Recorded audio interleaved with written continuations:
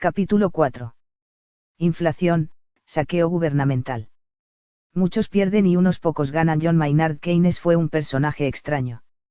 Nació en Inglaterra y según Charles Session, fue arrastrado a la homosexualidad por una rara secta que daba culto a la sodomía y que tenía animadversión a la civilización cristiana. Keynes lanzó una teoría económica contraria al concepto de que el presupuesto del gobierno ha de ser equilibrado. Afirmó que el Estado debe crear dinero y gastar más de lo que recibe de impuestos, y más que el aumento de producción. Esto, sencillamente, es inflación. Desde luego Keynes no inventó la inflación. Solo le dio novedosos retoques de sabiduría y le adaptó una apariencia de bondad afirmando que ese mecanismo sirve para activar la economía y darles trabajo a los desempleados. La alta finanza de Nueva York acogió a Keynes como un genio de la ciencia económica y varios puntos de su teoría empezaron a implantarse en 1933, en cuanto Roosevelt llegó al poder. Por principio de cuentas Roosevelt dispuso de dinero para dar empleos y servicios sociales, que le representaron votos para sus reelecciones, y más tarde le permitieron subvencionar a la URSS durante la guerra de 1939-1945. Roosevelt había sido promovido por las principales logias y sinagogas. Lo apoyaban los más grandes magnates de la cúpula financiera y los influyentes políticos ligados a ella.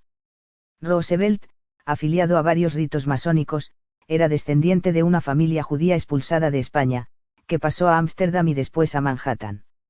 Se hallaba plenamente identificado con el supracapitalismo. Al promover la inflación como deliberada política oficial, Roosevelt inauguró una nueva etapa económico-política de grande alcance. Por principio de cuentas el gobierno pidió dinero prestado al Federal Reserve Board, cuyos 5 bancos integrantes emitieron los billetes y comenzaron a ganar réditos. La economía se reanimó, como quien se reanima con una droga. Ese sistema fue impuesto en todo el mundo. Ahora bien, la inflación presenta las siguientes implicaciones. 1. Imprimir más dinero del que tiene respaldo de producción es como introducir dinero falsificado. Es una especie de confiscación de una parte del dinero que está en manos del pueblo.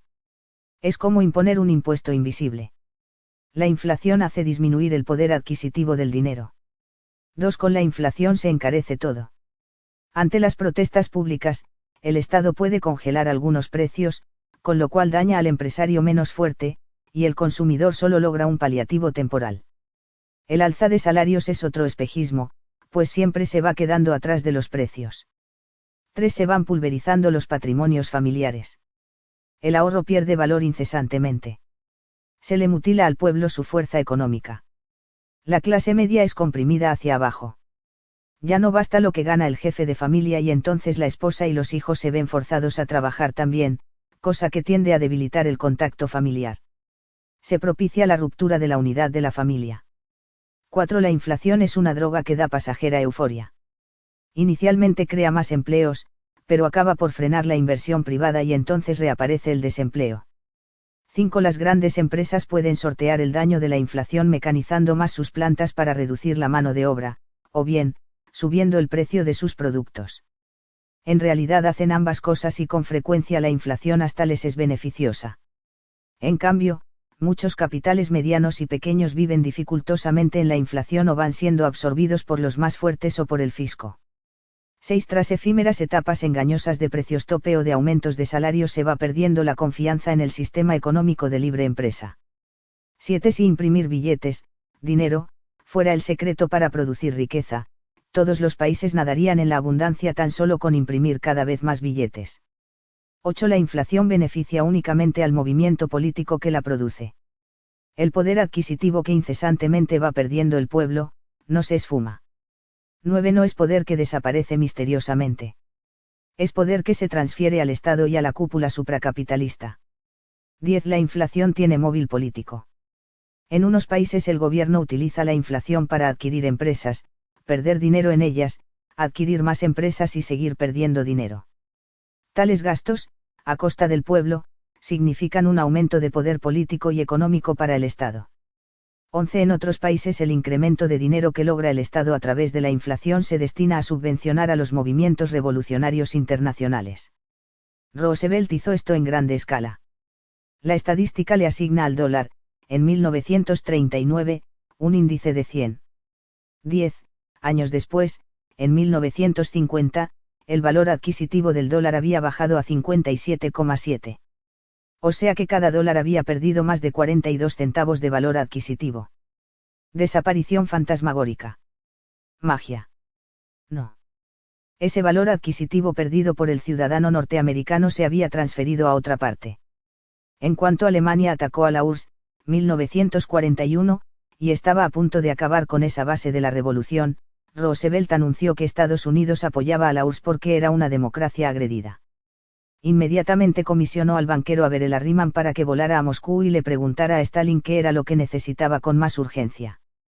Según cifras oficiales, Estados Unidos le envió al Ejército Rojo lo siguiente: 13.303 tanques de combate, 15.033 aviones, 35.170 motocicletas, 2.328 vehículos especiales, 427.284 camiones pesados, 66 locomotoras diésel, 1.900 locomotoras de vapor, 10.000 furgones de ferrocarril, 3.786.000 neumáticos, 18 millones de pares de botas, 2.500.000 toneladas de acero, 2.500.000 toneladas de gasolina, 4.500.000 toneladas de carne, azúcar, harina y grasas, 2.660 barcos, con un total de 16,5 millones de toneladas de desplazamiento. Además, grandes cantidades de aluminio, cobre, estaño, equipo telefónico y otros pertrechos. Estas cantidades no incluyen la ayuda que Inglaterra también le envió a la URSS. Aparte de esa ayuda directa, Moscú recibió la ayuda indirecta de los ejércitos norteamericanos que abrieron un frente en Noráfrica, otro en Italia, uno más en el occidente de Francia, Normandía, otro en el sur de Francia, más la acción de la flota americana en la batalla del Atlántico y los bombardeos masivos contra las ciudades alemanas y las industrias que abastecían el frente antisoviético. Los enormes gastos que todo eso implicaba no podían cubrirse con los impuestos, ni con el aumento de los mismos. Fue necesario otro gravamen disfrazado, o sea, la inflación. Los 42 centavos que cada estadounidense perdió en la década de la guerra no se habían esfumado. Habían cambiado de los bolsillos de los norteamericanos a las filas del Ejército Rojo, y en parte a los bancos del supracapitalismo. De los 330.000 millones de dólares que le costó a Estados Unidos la guerra, 154.000 millones los obtuvo de la inflación. Luego ese proceso continuó, con alzas y bajas, en gran parte para ayudar a regímenes marxistas. Para fines de 1978 el dólar ya había perdido 79 centavos de poder adquisitivo, en relación al nivel de 1939. Y lo que ocurre en la economía de Estados Unidos se transmite en cadena a todo el mundo. Ha sido costumbre que después de un periodo de inflación se aplique uno de deflación, en el cual se reduce la circulación del dinero, se frena la economía y resurge el desempleo. Son los famosos ciclos que la economía liberal o neoliberal viene aplicando desde hace más de 100 años. La deflación equivale a practicarle sangrías a un enfermo con fiebre, porque de esa manera la fiebre baja y parece mejorar, en vez de curarlo y fortalecerlo. Entre ciclo y ciclo hay un periodo de descanso, al cabo del cual regresa la onda inflacionaria. De esta manera los gobiernos disponen de dinero, robado al pueblo, para ampliar sus aparatos gubernamentales y el número de sus favoritos, a la vez que el supracapitalismo acrecienta su poder para impulsar internacionalmente a la revolución. Un tributo ineludible. Todos los pueblos se encuentran inermes ante el saqueo legal de la inflación. Todos pagan ese tributo, cuyo monto oscila durante una larga temporada para desembocar en la deflación. Las clases media y baja son las más duramente golpeadas. Su rendimiento diario de trabajo puede permanecer en el mismo nivel, o incluso subir, pero el poder adquisitivo de su dinero sigue descendiendo. El dinero ahorrado en casa se va volviendo polvo. Ahorrado en la banca rinde intereses, pero estos van siendo roídos por la inflación, hasta anularlos. El ahorro invertido en bienes raíces parece el más garantizado, pero el gobierno se convierte por ley en socio del dueño y le quita gran parte de lo que pueda ganar en caso de vender. Las finanzas gubernamentales se ven teóricamente afectadas por el alza de costos, pero se resarcen rápidamente con aumentos sustanciales a impuestos, tarifas y servicios. Tales o cuales profesionistas o artesanos pueden cobrar más por sus servicios y se defienden, pero de un modo o de otro luego los alcanza la inflación. ¿A dónde va ese tributo ineludible, que se hace el esfuerzo de producción de un pueblo, que hoy vale X y que al año siguiente vale X menos 10%? La respuesta hay que buscarla en las altas cúpulas financieras. Parte en las de cada país y particularmente en las cúpulas internacionales. La creación de un gobierno mundial requiere de muy grandes recursos económicos, que el supracapitalismo va obteniendo internacionalmente con el tributo ineludible de la inflación. Capítulo 5. Bases para el gobierno mundial. Se proclama una cosa y se hace otra. La Organización de las Naciones Unidas, ONU, fue creada por el Consejo de Relaciones Exteriores. Nació oficialmente el 24 de octubre de 1945, día que ahora se celebra en todo el mundo, particularmente en las escuelas. Desde la primaria se enseña que la ONU vela por la felicidad de la niñez y de su futuro. La ONU nació bajo la dirección de Edward Reverendo Stettinius, secretario del Departamento de Estado americano y ejecutivo del Banco Morgan, de Nelson Rockefeller, en ese entonces secretario de Estado para Asuntos Latinoamericanos, de John Foster Dulles, futuro jefe del Departamento de Estado, y de Allen Dulles, jurista de Rockefeller y futuro jefe de la Agencia Central de Inteligencia, CLA. Los documentos básicos fueron preparados por Algeris, procomunista miembro del CRE, y por Pazvolsky, Sovelov y Linchenko, representantes de la URSS. Entre los laudables propósitos de la ONU figuraron los siguientes: respeto a la integridad territorial. Desde 1945 esto no se ha cumplido. Independencia y autodeterminación de los pueblos. Esto tampoco se ha cumplido. La autodeterminación les ha sido negada visiblemente a muchos países, y a otros muchos en forma solapada. Derecho de todos los hombres a la libertad. Esto se ha venido violando en mayor grado que antes del nacimiento de la ONU. Mantener la paz y la seguridad internacionales. No se ha mantenido la paz, y la seguridad internacional nunca había sido tan pisoteada como en los últimos años. Desarrollo de los derechos humanos. Nunca se había hablado tanto en favor de estos derechos, pero se les ha violado más que antes. Acciones militares contra los agresores. Las agresiones se han sucedido impunemente desde Hungría, Checoslovaquia, Polonia y Berlín hasta Cuba, Angola, Biafra, Vietnam, Camboya y Afganistán, pasando por otros muchos países. Elevar el nivel de vida dentro de la más amplia libertad. Ni en el bloque de países comunistas, ni en otros muchos ha mejorado el nivel de vida. Nadie será sometido a trato o castigo inhumano. El trato inhumano sigue siendo sistema de gobierno en varios países. Los padres tienen derecho a elegir la clase de educación que se dé a sus hijos. Falso. En los últimos años ese derecho ha venido siendo suprimido o mutilado en todo el mundo. Incluso en Estados Unidos se obliga a muchos escolares a asistir a determinadas escuelas, en contra de la voluntad de sus padres. Y la educación se está uniformando en todo el mundo bajo patrones materialistas anticristianos. La voluntad del pueblo es el fundamento de los gobiernos. Ahora es mayor el número de países donde esto visiblemente no opera. Y en otros muchos países se guardan ciertas apariencias, pero la voluntad del pueblo es burlada con procedimientos más o menos ingeniosos. En fin, podría decirse que la ONU ha fracasado en todos sus aparentes propósitos. Pero a pesar de esto, su fuerza sigue creciendo. La propaganda la ha acreditado como un organismo maravilloso. Sus recursos políticos y económicos no han cesado de crecer. Su influencia sobre todos los gobiernos del mundo sigue aumentando. La fuerza real de la ONU procede de círculos secretos. Y detrás de sus propósitos visibles van avanzando otros propósitos no confesados. Salvador de Madariaga, un republicano liberal muy ajeno a las posiciones reaccionarias, afirmó: la ONU ostenta en la frente, desde el principio, el sello de Moscú. Ojo, vencedores.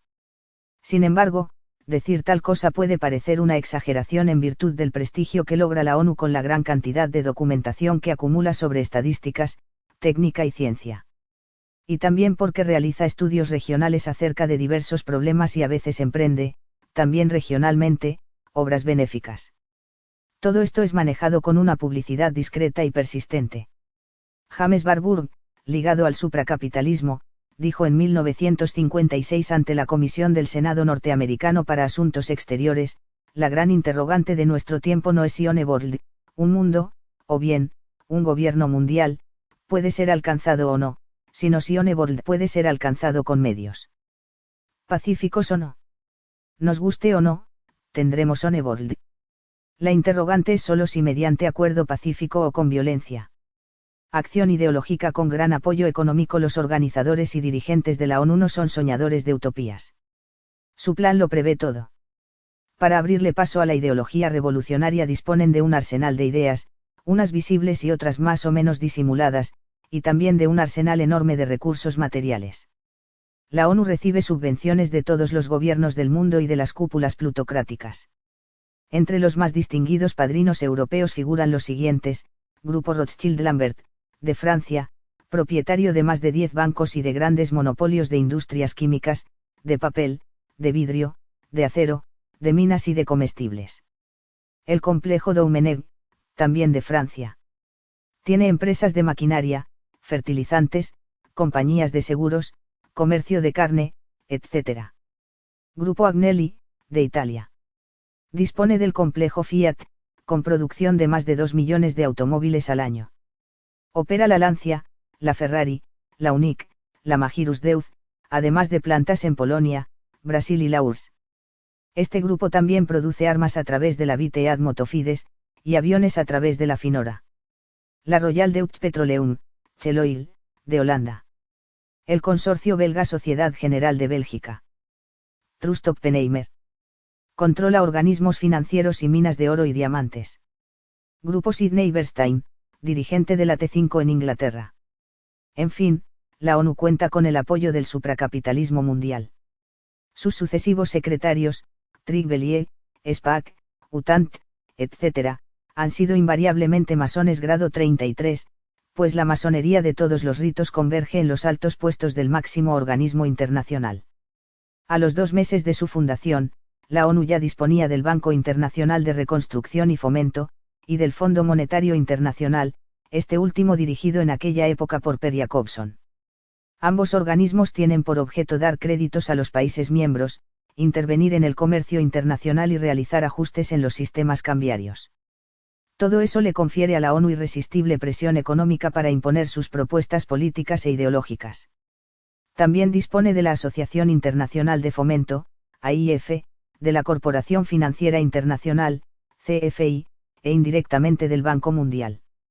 Como la ONU nació al terminar la Segunda Guerra Mundial, en 1945, y como la economía de todos los países se hallaba gravemente quebrantada, nadie podía negarse a ser miembro de la ONU si quería recibir créditos, facilidades de comercio internacional y apoyo para que los cambios de moneda se mantuvieran a cierto ritmo tolerable de devaluaciones periódicas, las cuales son otra forma de impuesto que paga el pueblo. Todo el mundo ingresó en la ONU. Los gobernantes de Inglaterra, Francia, Holanda y Bélgica, unos voluntariamente y otros forzados, accedieron a independizar sus colonias. Muchas de estas colonias fueron fragmentadas en decenas de pequeños países.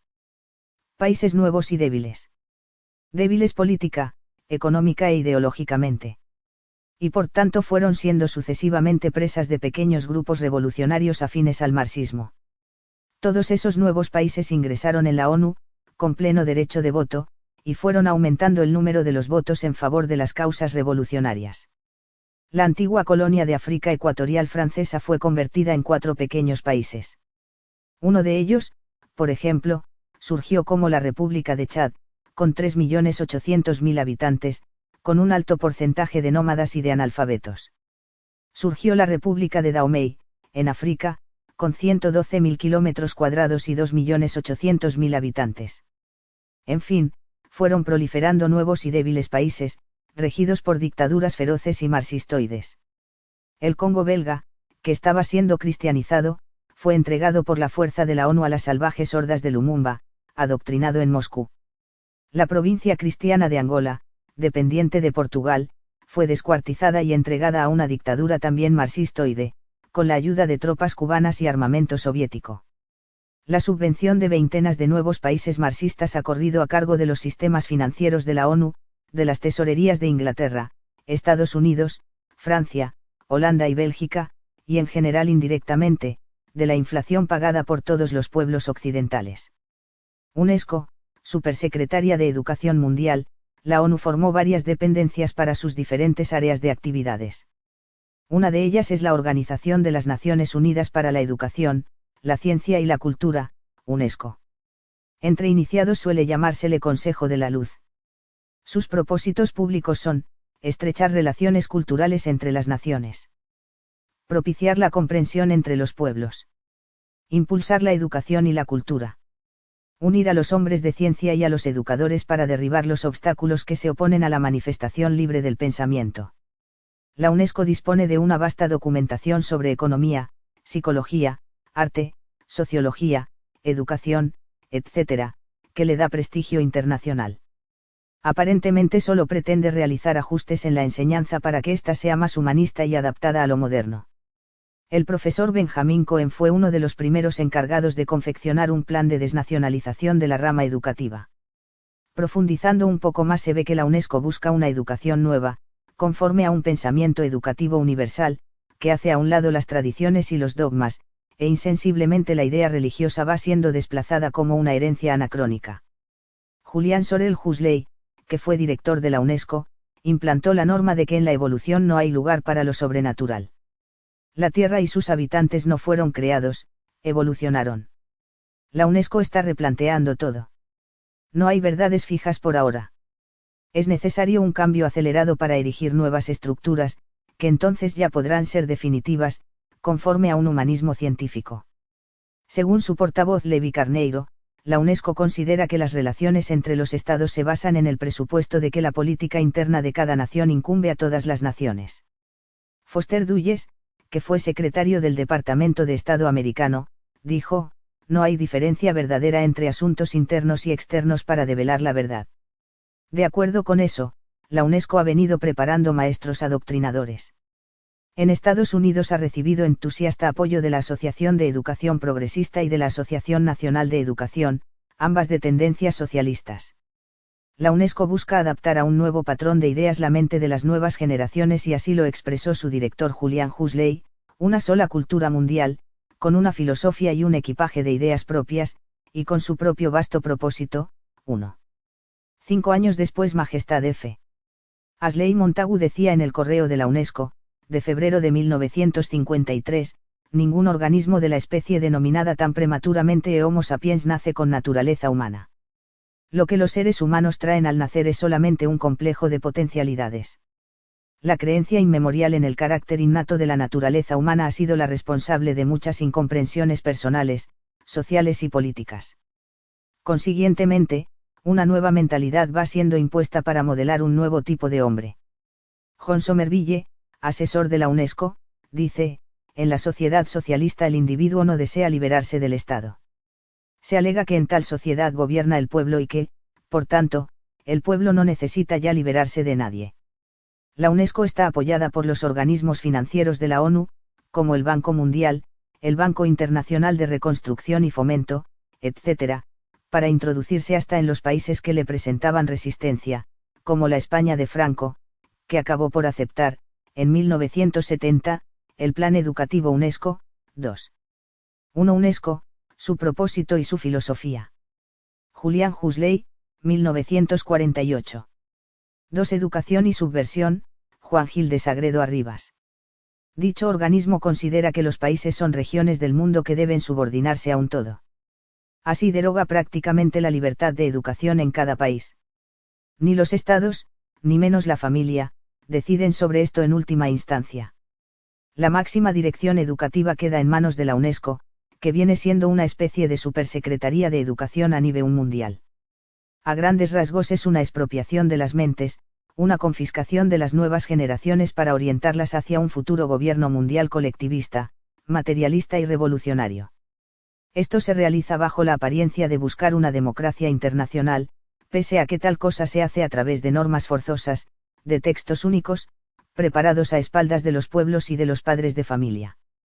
Prensa, radio y T5 son medios educativos. A medida que la UNESCO ha venido controlando los planes escolares en todo el mundo, comienza a extender su mirada hacia la prensa, la radio y la televisión como medios masivos de educación y orientación. En varias reuniones la UNESCO ha hablado de la necesidad de implantar un nuevo orden informativo para la democratización de los pueblos. En otras ocasiones habla de liberalizar. Insiste en que es urgente adoptar un nuevo concepto de la noticia, con participación del pueblo. Durante la segunda reunión de consulta que la UNESCO realizó en México, abril de 1980, Yves Totus, de dicho organismo, y Salomón Juarz, del Secretariado de la Federación Latinoamericana de Periodistas, dejaron ver que se pugna por una línea revolucionaria. Que todo lo que en un país haga la revolución, pase por cierto cedazo antes de ser conocido en el resto del mundo, como ya ocurre ahora en parte. Así no habrá solidaridad de los adversarios ni podrán prevenirse de lo que a su turno les aguarda. A esto se le llama, engañosamente, derecho a la información. Se dice que no se trata de censurar noticias, sino de operar sobre el modo de presentarlas. En la mayoría de los casos la gran prensa occidental ya está trabajando, bajo corrientes liberales, fabianas o progresistas, en favor de tendencias revolucionarias. Cierta influencia desinformadora se manifiesta en mensajes distorsionados y en artículos de propaganda disfrazada. Se minimizan unos acontecimientos y se dramatizan otros. El uso de unas palabras, eufemísticas, por otras que en verdad requieren las circunstancias son un pequeño ejemplo de lo anterior. Términos usados, lo que ocultan, jóvenes del M-19 terroristas del M-19 comandante 1 jefe terrorista los 20 rehenes los 20 secuestrados embajada ocupada embajada allanada paternidad responsable campaña antinatal maternidad voluntaria aborto libre democratización revolución pacífica fascista no marxista represión motín disuelto preso político asaltante o provocador presencia soviética invasión de Afganistán ocupación pacífica invasión armada activistas terroristas ajuste encarecimiento. Insurgencia subversión estudiantes armados guerrilleros armados presidente Castro dictador Castro democracia popular dictadura impopular centro de reeducación campo de exterminio trabajadores voluntarios trabajadores forzados progreso revolución. Pero estas y otras sutiles alteraciones no son suficientes para los planes de la UNESCO. Como están planteadas para el futuro reformas políticas más radicales que las de los últimos años, la UNESCO pretende un control mayor de los medios de información. Será la manera de abrirles paso a tales reformas y de evitar que se integren movimientos defensivos. Agricultura y alimentación, FAO, otra dependencia de la ONU es la Organización de las Naciones Unidas para la Agricultura y la Alimentación. Sus propósitos declarados son, a. Mejorar la condición de los campesinos en todo el mundo, b. Mejorar la producción agrícola y pesquera, c. Elevar los niveles generales de nutrición, d. Asegurar la vida libre de necesidades. Cuando la FAO aplica planes a modo de ensayo local obtiene buenos resultados y eso le da prestigio. Pero su política a escala internacional es otra cosa. Durante muchos años nada hizo para detener la reforma agraria marxistoide, que en muchos países ha arruinado al campesino. En los países donde implantó tal reforma, incluso México, dio pésimos resultados. No ha aumentado la producción ni mejorado al campesino, pero ha sido un instrumento para imponer controles políticos sobre la gente del campo.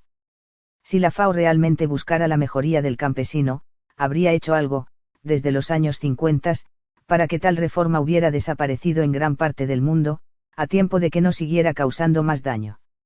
Por ejemplo, en México, ha ocasionado que millones de campesinos sigan huyendo a los cinturones de miseria de las ciudades o a los Estados Unidos. En noviembre de 1976 la FAO tuvo un retoño, llamado Consejo Mundial de la Alimentación, dirigido por John Hanna, del grupo de Nelson Rockefeller.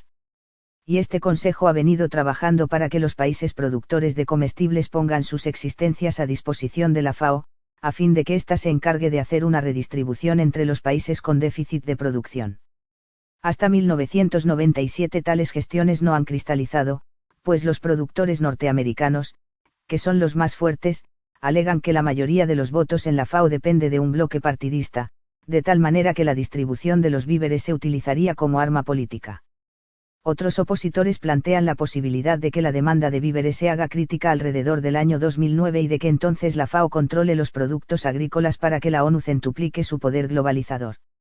Incluso se ha especulado si la FAO pretende establecer algún tipo de racionamiento que dejaría al ciudadano a merced del favor oficial. Los derechos de la mujer. Otro programa con aspectos muy positivos fue planteado por una comisión de la ONU al proclamar reformas jurídicas y sociales para abolir las costumbres, antiguas leyes y prácticas que afectan la dignidad humana de la mujer. A continuación se adoptaron acuerdos, primero como recomendaciones y luego como obligaciones, para que todos los países dieran a la mujer plena igualdad civil y política. Fue entonces cuando diversos gobernantes dieron el derecho de voto a la mujer. Luego fueron surgiendo otros acuerdos, a. Que la mujer tenga igualdad de derechos y deberes en los asuntos de la familia. b. Que la mujer tenga derecho a trabajar fuera de la casa. c. Que la mujer tenga acceso a todos los campos de los organismos gubernamentales. Nada de esto parecía ocultar nada negativo. Consiguientemente, los gobiernos empezaron a promover que la mujer ingresara, incluso, en los cuerpos policíacos y en los ejércitos. Un espectacular cambio de costumbres y prácticas comenzó a hacerse visible. A la vez que la mujer ingresaba en los cuarteles y se entrenaba en el manejo de las armas, un cierto número de ellas se alejaba del hogar y de las antiguas costumbres. Este proceso apenas empieza en Occidente. En la URSS se halla tan avanzado que la mujer ha sido llevada a desempeñar las más pesadas tareas en industrias como la siderurgia o la minería. Muchas de ellas forman parte de las tripulaciones de los tanques del Ejército Rojo. Ya vistos en conjunto, todos los cambios parecen tener cierta relación con lo que anunciaba Engels el siglo pasado, en 1848, o sea que la revolución transformará las relaciones entre los sexos y destruirá así las dos bases principales del actual matrimonio, a saber, la dependencia de la mujer con respecto al hombre y la de los niños respecto a sus padres. Manifiesto Comunista, 1848. Por su parte, la literatura de la ONU dice que es deplorable que se transmita de padres a hijos un estrecho espíritu de familia, lo cual produce esclerosis mental, y agrega que es necesario liberar al niño cada vez más de la familia y liberar a las madres de la esclavitud biológica con respecto a su familia. Hacia un entendimiento mundial, UNESCO. Volumen 6. Resulta evidente que al lanzar a la mujer a toda clase de labores que la alejan del hogar, se le inclina a acudir a las guarderías oficiales para el cuidado de sus hijos y se le va eliminando como la educadora moral y religiosa de los niños. El cambio de costumbres propicia que desaparezca la diferenciación sexual. Y esto no conduce a la igualdad en el libertinaje sexual. Ese cambio de costumbres tiene algunos rasgos positivos y muchas potenciales desventajas para la mujer como madre y ama de casa, la va apartando de su tradicional posición como básica educadora de las nuevas generaciones, a cambio de incorporarla a la fuerza de trabajo. El balance apunta a ser más negativo que positivo. La ONU está ya incorporando a la mujer, a través de novedosos parajes, a la corriente revolucionaria internacional. Organización Mundial de la Salud, OMS, este otro organismo de la ONU ostenta programas filantrópicos y celebra reuniones de difusión. Anuncia que sus principales metas consisten en lograr que todos los pueblos alcancen el nivel de salud más elevado posible. Habla ocasionalmente contra las drogas, el tabaco, etc. Detrás de esa propaganda puede parecer raro que el Dr. Brock Chisholm, primer director de la Organización Mundial de la Salud, dijera que las disciplinas religiosas son cadenas morales. Una monografía sobre educación fundamental pugna por la liquidación de la disciplina inmemorial del temor religioso. Durante el Congreso Internacional de Salud Mental, reunido en 1948 bajo la presidencia del mismo Dr. Brock Chisholm, se enfocó la práctica religiosa y su represión sexual como algo psicológicamente insano. El Dr. Chisholm dijo: hemos tenido que tragar toda clase de ponzoñosas certidumbres que nos fueron administradas por nuestros padres, nuestros profesores y por nuestros maestros de religión. Es necesario volver a interpretar y por último eliminar las nociones del bien y del mal. Casi todos los psiquiatras y psicólogos se han liberado de esas ataduras morales. 1. Expertos de la OMS, como Bedict, Weltfish, Alpenfels, Powdermaker, Klineber, Montagu, Is, y otros más, han promovido corrientes de psicología que en muchos puntos convergen con los teóricos marxistas. Al que se opone se le considera en algunos casos como afectado de paranoia y obsesionado por un inexistente peligro. A este diagnóstico se le ha acreditado alcances casi ilimitados, en tal forma que quienes lo objetan pueden ser acusados de padecer desajustes mentales. 2. 1. Psicopolítica, Kenneth Goff. 2. La ONU, Mark Ewell. Tal disciplina psicológica, que va más allá del estricto campo científico, recibe excesiva beligerancia para penetrar en la educación, en las Fuerzas Armadas, en la medicina, en la industria y en la empresa en general. En este caso también cabe plantear la interrogante: ¿pretende la OMS aprovechar los altruistas propósitos de salud mundial para obtener otros fines? Diversos organismos con planes mundiales. La Corte Internacional de Justicia, con sede en La Haya, es el principal tribunal judicial de la ONU para todo el mundo. Sus propósitos, sin embargo, nunca han cristalizado en ninguno de los sitios donde golpeó durante décadas la injusticia del marxismo-leninismo. Ni en los países dominados antes de que surgiera la ONU, 1945, ni en todos los que fueron siendo sojuzgados después, como Estonia, Letonia, Lituania, Polonia, Rumania, Bulgaria, Camboya, Vietnam, Laos, Cuba, Hungría y Checoslovaquia. Tampoco hizo nada ante las matanzas ocurridas en los países liberados de África, que anteriormente eran colonias en vías de desarrollo, como no fuera dar apoyo a los nuevos tiranos. Por otra parte, la Comisión de Estupefacientes tiene la elevada misión de defender a la juventud del azote de las drogas, pero resulta que ahora hay más droga, en más países, que antes de que la ONU naciera. El Organismo Internacional del Trabajo, OIT, se propuso fomentar la justicia social. Ha dispuesto de muchos estudios e informes sobre problemas de trabajo. Pero no se sabe que haya logrado nada en favor del obrero, ni menos en favor de los millones de obreros que van perdiendo sus empleos en todo el mundo. En cuanto al Consejo Económico y Social, también de la ONU, no ha logrado que mejore la situación en ninguna parte. Ni en los países occidentales, azotados cíclicamente por la inflación o la deflación, ni menos en los países de la antigua órbita soviética. Tal Consejo Económico creó una rama especial para la América Latina, o sea la CEPAL, pero sus logros han sido tan parciales y locales que no han significado nada ante la embestida inflacionaria, la carga de los endeudamientos, el encarecimiento del costo de la vida y el desempleo. Esto es evidente desde México hasta Argentina. Puede arguirse que la ONU carece de fuerza suficiente para resolver todos los problemas, y es cierto. Pero resulta que la fuerza de que dispone, que no es poca, siempre ha sido rápidamente usada, en forma hábil y expedita, cuando le conviene a la cúpula de la ONU, como ocurrió en la guerra contra Irak. ¿Cuántas veces se realizaron matanzas para romper los vínculos de las colonias francesas, belgas, holandesas, británicas y portuguesas con sus respectivas metrópolis? La ONU actuó en favor de ese proceso, aunque estaba realizándose mediante terribles atropellos. Desde 1945 la ONU ha venido aumentando considerablemente su fuerza y su prestigio. Sus logros se han magnificado en brillantes congresos, pero han sido mínimos. En cambio, sí ha hecho numerosos avances en reformas políticas, sociales, económicas y filosóficas que convienen a sus fines mundialistas. Fue significativo, como señal de que se entienden bien las cúpulas de Wall Street y de Moscú, que en la reunión de la UNESCO, celebrada en París el 29 de noviembre de 1966, los delegados se pusieron de pie y dieran un prolongado aplauso a la memoria de Lenin. Daily Mirror, 30 de noviembre. No hay plan divino. Sería una injusticia en la ONU. En Nueva York, hay un extraño salón de meditación, a veces llamado capilla. Tiene simbolismos esotéricos, cabalísticos, con una especie de altar que es un rectángulo de hierro magnético. Induce hacia una religión universal que diluya a todas las religiones y que las vacíe del contenido supremo de Cristo. Ya existe, discretamente, una oración de la ONU, que sí podrán rezar los escolares en las aulas donde está prohibido rezar oraciones cristianas. La llamada plegaria invocación de las Naciones Unidas termina diciendo, que el cáliz que las Naciones Unidas está construyendo sea un punto focal para el descenso de fuerza espiritual. Que la conciencia de lo que son las Naciones Unidas sea mayor, y las muchas luces una sola luz del ser un iluminista de principios de este siglo, continuador de las sectas masónicas del siglo pasado, Bertrand Russell, ha trazado lineamientos de lo que puede ser el futuro gobierno mundial. Por principio dice, la ciencia no dejará lugar para las ideas acerca del espíritu, no existe plan divino para el mundo, pues de existir sería una injusticia. La familia será debilitada gradualmente. El gobierno central prohibirá la propaganda del nacionalismo y la reemplazará por una propaganda de lealtad hacia el Estado mundial.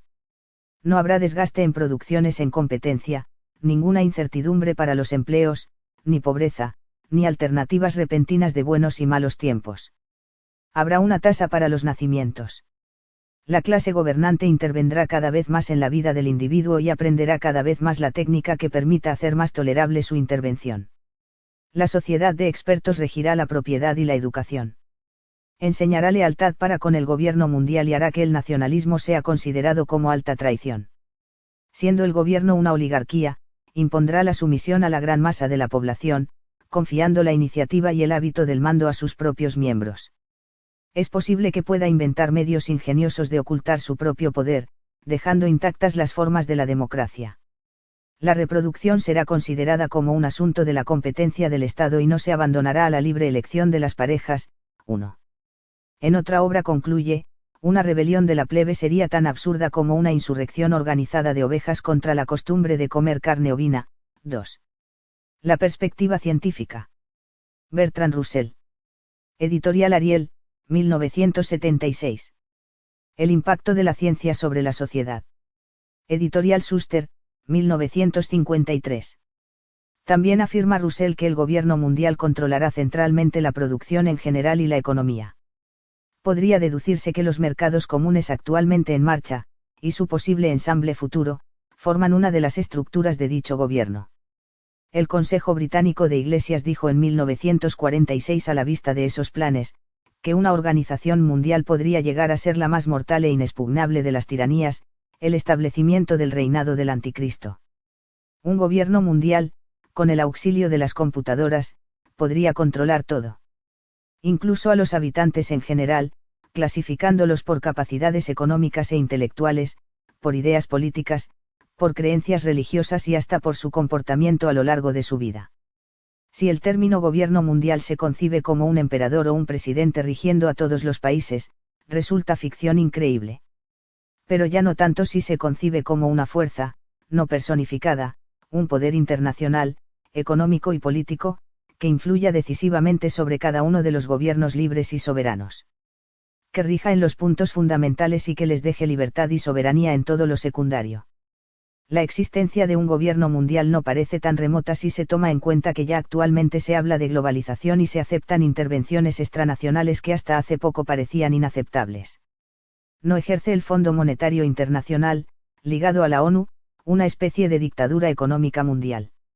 No ha entregado el tercer mundo su soberanía económica al Fondo Monetario Internacional, que le rige el crédito, los presupuestos, la política fiscal y el cambio de moneda. McNamara anunció desde Nueva York que no habría créditos para los países que no se sometieran a la campaña antinatal. No se han uniformado mundialmente los planes de estudios, acatando a la ONU. No está cualquier nuevo gobierno atenido a que se le reconozca internacionalmente para poder subsistir. Capítulo 6. Unión asombrosa, inaudita. Estados Unidos y la URSS deben ser amalgamados al parecer siguiendo una idea de Einstein y de Bertrand Russell. En 1947 el multimillonario Cyrus Eaton convocó a varios compañeros suyos para reunirse en su gran mansión de Pugwash, cerca de Washington. El grupo que ahí se formó tomó el nombre de Pugwash. Se hablaba entonces mucho de la Guerra Fría y en varios círculos norteamericanos había alarma por la expansión de la URSS. El objeto de la reunión de magnates fue el de integrar la International Basic Economic Cobalto, para ayudar a la URSS económica, técnica, industrial y comercialmente. Eaton se había enriquecido con malas artes mediante empresas de gas y electricidad, particularmente durante la guerra, y estuvo en peligro de ser procesado por ganancias ilícitas, pero lo salvó el entonces presidente Roosevelt. Dicho magnate decía a otros de su mismo origen racial: encontrémonos a mitad del camino con los soviéticos. Los Estados Unidos y la Unión Soviética deben ser amalgamados. 1. Por otra parte, Nelson Rockefeller también canalizaba ayuda económica para la URSS. Fue una época en que la prudencia aconsejaba que esa ayuda no fuera muy visible de gobierno a gobierno. Pero diversos potentados de Estados Unidos representativos del supracapitalismo occidental se reunían con los dictadores soviéticos a 24 kilómetros de Moscú, en lujosas mansiones con cancha de tenis, alberca, etc., para ver qué era lo que la URSS necesitaba más apremiantemente. Eaton fue amigo y protector de Castro Ruz, al que visitó varias veces en La Habana. Club Bilderberg. En 1954 se celebró la primera reunión del Club Bilderberg, llamado así porque se efectuó en el Hotel Bilderberg, de Oosterbeek, Holanda, propiedad de un magnate holandés. Al igual que el grupo Pugwash, formado 7 años antes, el Bilderberg se trazó la misión de trabajar en favor de un acercamiento entre los países comunistas y los no comunistas. Entre ambos existían enormes diferencias ideológicas y sociales, pero en el fondo, a manera de común denominador, regía el supracapitalismo en las más altas esferas de mando. Había que estrechar lazos entre las dos diferentes formas de marchar hacia la revolución mundial. El experto J. K. Galbraith, que trabajó en el régimen de Roosevelt, conocedor de secretos políticos y económicos del supracapitalismo, anunció en 1981, la organización capitalista moderna y la organización avanzada socialista no son diametralmente opuestas. Siguen caminos aproximadamente convergentes, convergencia que no es debida a las fuerzas ineluctables del mercado, sino a las necesidades comunes de la tecnología y la fabricación a gran escala, a las similaridades de la organización, a la común necesidad de planificación y a la fuerza de unas motivaciones similares. 2. 1. ¿Quién está detrás de Kissinger? Pac 73, Ismero Cacizazagot. 2 Memorias, John Kenneth Galbraith. Editorial Grijalbo, Pac 580. Pugas y Bilderberg son dos influyentes organismos que han trabajado en favor de dicha convergencia, y dieron lugar a un tercer organismo mejor estructurado, que es el siguiente. Comisión Trilateral. En 1973 el Consejo de Relaciones Exteriores de Estados Unidos, CRE, tuvo un hijo, llamado Comisión Trilateral. El padre fue Zbigniew Brzezinski, judío originario de Polonia, protegido de Laurence y David Rockefeller, a quien estos habían colocado nada menos que como jefe del Consejo de Seguridad de Norteamérica, en la administración del presidente Carter. Poco antes de que naciera la Trilateral, Brzezinski decía que el marxismo es una victoria de la razón sobre la fe, ha aportado a la acción política elementos de una ética poderosa y ha levantado la bandera del internacionalismo en una época cada vez más dominada por los odios nacionales. Revista Encounter, 1968. La Comisión Trilateral se llama así porque cuenta con lo más granado de los magnates de Norteamérica, de Europa y de Japón. Inicialmente lo integraron 214 personas. Algunas de ellas son, por Estados Unidos, Alden Clausen, presidente del Banco de América, J.P. Austin, presidente de la Coca-Cola, J.K. Jameson, presidente de la Exxon, Lee Morgan, presidente de la Caterpillar, Michael Blumenthal, director de la Fundación Rockefeller, etc. Por Europa, Giovanni Agnelli, del complejo italiano Fiat, John Loudon, presidente de la Royal Dutch Petroleum, Sir Eric Rowley, director de la banca Warburg, Thyssen, del acero, y Edmond Rothschild, de varios complejos financieros. Por Japón, Chujiro Fujino, presidente del Trust Mitsubishi, Sumio Hara, presidente del Banco de Tokio, Akio Morita, presidente de la Sony, Eiji Toyoda, presidente de la Toyota, Takeshi Watanabe, presidente de la Trident International Finances, Takashi Ishihara, de la Nissan, y Yutaka Saito, de Nippon Steel. Además, figuran en la Trilateral editores de periódicos y revistas de Estados Unidos, Europa y Japón. Y también representantes de universidades, encabezados por Graham Allison y Edwin Reischauner, de Harvard, y por el propio Brzezinski, del Instituto Ruso de Estudios Comunistas, de Harvard. En mayo de 1980 David Rockefeller declaró que la Comisión Trilateral no constituye ninguna conjura y que su objetivo es simplemente la planificación y la organización. Después de haber salvado de la derrota a la URSS, en 1940-1945, la cúpula financiera económica de Occidente la estuvo subvencionando permanentemente. Le dieron créditos el Chase Manhattan Bank, de David Rockefeller, el Banco de América, el de San Francisco, el First National City Bank, de Nueva York, el Continental Illinois, de Chicago, la National Westminster Bank, de Londres, el Banque Nationale de París y otros más. La URSS gozaba de un rédito del 6%, en tanto que los ciudadanos norteamericanos tenían que pagar 10%. Bajo el gobierno de Kennedy, el secretario del Departamento de Estado, Dean Rusk, anteriormente ejecutivo de la Fundación Rockefeller, aprobó que se financiara la venta de víveres para la URSS, cosa que siguió haciendo la administración de Johnson. Además, se le daba un precio inferior al que pagaban los ciudadanos americanos. Por otra parte, la Butler Corporation de Kansas le construyó silos a la URSS. La Roe Haas, de Filadelfia, le envió herbicidas. La Union Carbide y la Dow Chemical le fiaron fertilizantes. La Occidental Petroleum le suministró maquinaria. El presidente de la Boeing, Ernest Bouillon, autorizó que se construyera en la URSS una fábrica de motores para avión. La Leyland Thorne, de Cyrus Eaton, le financió una fábrica de neumáticos. En fin, la lista de subvenciones para el Kremlin sería enorme. David Rockefeller fue a Moscú a conversar con Khrushchev, en 1964, y declaró: hace largo tiempo que tenemos la costumbre de trabajar juntos. Años después, en 1976, Armand Hammer, presidente de la Occidental Petroleum, hizo una inversión de $2.000 millones para que el dictador Brezhnev tuviera una enorme planta de fertilizantes. El padre de Hammer, hebreo emigrado de Odessa y uno de los fundadores del Partido Comunista Americano, ya había participado en 1918 en la tramitación de empréstitos para los revolucionarios soviéticos.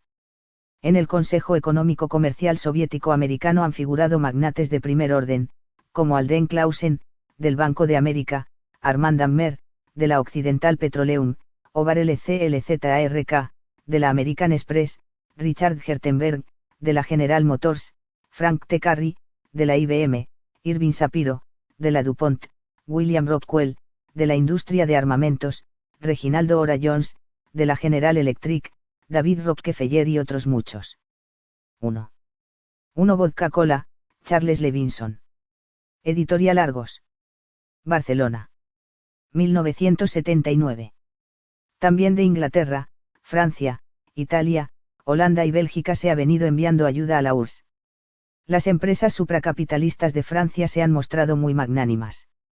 Entre ellas figuran las siguientes: la Schneider, de siderurgia, la Elf, de petroquímica, la Compañía General de Electricidad, de material eléctrico, la Citroën, de automóviles, la Arone Poulenc, de química, la Thomson Brandt, de electrónica, la Renault, de motores, la Hexa, de fertilizantes, el Banco de París, Paribas, la Compañía Financiera de Suez, el Crédito Lyonnais y la Sociedad General. La Unión Internacional Inmobiliaria, francesa, financió la construcción de un gran hotel en Moscú, para las Olimpiadas de 1980. La Casa Jean-Baptiste Dumaine, rey del vino y la mantequilla, ha surtido a la URSS de mantequilla, a menor precio que el pagado por los franceses. El Banco Rothschild y el Eurobank facilitan toda clase de transacciones benéficas para Moscú. Hasta Italia, con frecuentes crisis políticas y económicas, ha ayudado a Moscú mediante el complejo industrial Fiat, encabezado por Giovanni Agnelli, miembro de la Comisión Trilateral. Otras firmas, como la Pirelli, Montedison y Olivetti también han cooperado. A veces la ayuda fluye en forma de triangulaciones. Por ejemplo, en 1977 el Fondo Monetario Internacional, de Washington, concedió a Italia un crédito de $500 millones, y poco después Italia le abría a la URSS un crédito por $650 millones. Aurelio Peccei, vicepresidente de la Fiat, publicó en la revista The Futurist, de agosto de 1971, la siguiente declaración: nosotros no queremos de ningún modo debilitar a los soviéticos, sino por el contrario, ayudarlos a reforzarse. La revista es financiada por la Fundación Rockefeller, la Ford, Rand, Xerox, Massachusetts Institute y Hudson Institute. Muchos de los créditos concedidos a la URSS tienen el aval de los gobiernos occidentales, de tal manera que si Moscú no paga, como ocurre siempre, en última instancia las pérdidas se cubren con dinero de los contribuyentes. Unión asombrosa, extraña, inaudita. El escritor ruso Alexander Solzhenitsky, milagrosamente escapado de la URSS, hizo una visita a Estados Unidos y les explicó a los obreros norteamericanos que el pueblo ruso se siente unido a ellos, pero que a la vez existe otra unión extraña, asombrosa, inaudita, me refiero a la alianza de nuestros jefes comunistas con vuestros capitalistas. Esta alianza no es reciente. Armando Ammer, que es muy famoso, puso la primera piedra y dio los primeros pasos en vida de Lenin, al principio de la revolución. Desde entonces, durante estos 50 años, observamos un apoyo permanente e ininterrumpido por parte de los hombres de negocios de Occidente a los jefes comunistas soviéticos, socorriéndolos en su economía inepta y absurda. El propio Stalin reconocía que 2/3 partes de lo que precisaba la economía de la URSS procedía de Occidente. Y si la URSS tiene hoy unas fuerzas armadas y una policía poderosísima para aplastar nuestro movimiento de liberación, debemos agradecérselo también a vuestros capitalistas occidentales. Solzhenitsky no pudo hacer la distinción entre capitalismo apolítico, sano, y supracapitalismo. El escritor ruso narró las torturas vividas por los habitantes de la URSS bajo el dominio de un solo patrón, el Estado, y el régimen de pasaporte interno, explicó las crueldades en los campos de concentración, que hasta entonces habían costado 44 millones de muertos, el terror ejercido por los jefes de la NKVD, todos ellos de procedencia judía. Los 40.000 fusilados mensualmente entre 1937 y 1938. Es sobrecogedor. El mundo no es analfabeto. Sin embargo, es como si nadie quisiera comprenderlo. La comunidad se comporta como si no quisiera hacerse cargo de lo que es el comunismo. Como si no quisiera entender. Tal vez, agregó el escritor ruso, porque la esencia del comunismo rebasa totalmente los límites del entendimiento humano. Es imposible creer que los propios hombres hayan concebido tal monstruosidad. Precisamente porque excede el nivel de la comprensión humana, por esto tal vez es tan difícil comprender el comunismo cuántos hechos concretos ha dado el comunismo a la humanidad. Han retumbado los tanques en Budapest. Como si nada. Volvieron a retumbar en Checoslovaquia. Nada. A otro cualquiera no le hubieseis perdonado. Sin embargo, al comunismo se le tolera todo. Y volvía a preguntarse Solzhenitsky el porqué de esa unión extraña, asombrosa, inaudita de nuestros jefes comunistas con vuestros capitalistas. La respuesta consiste en que el pueblo americano no ha venido ayudando a los dictadores marxistas, en que el capital sano, americano, tampoco lo ha hecho, pero que la alianza funciona entre el supracapitalismo judío de Occidente y el de Oriente. Ese factor de unión ha existido siempre. En el inicio de la Revolución Soviética actuaba alrededor del presidente norteamericano Woodrow Wilson. Durante todas las reelecciones de Roosevelt estuvo decididamente presente, pues el mismo Roosevelt era descendiente de judíos. Lo mismo ocurrió con el presidente Dwight David Eisenhower. Ni Kennedy, católico, escapó al control, ya que de un total de 82 puestos gubernamentales importantes, 64 eran ocupados por gente de confianza del CRE. Asesinado Kennedy, nada fundamental varió con su sucesor, Lyndon Baines Johnson, hijo de Samuel Elias Johnson y de Rebecca.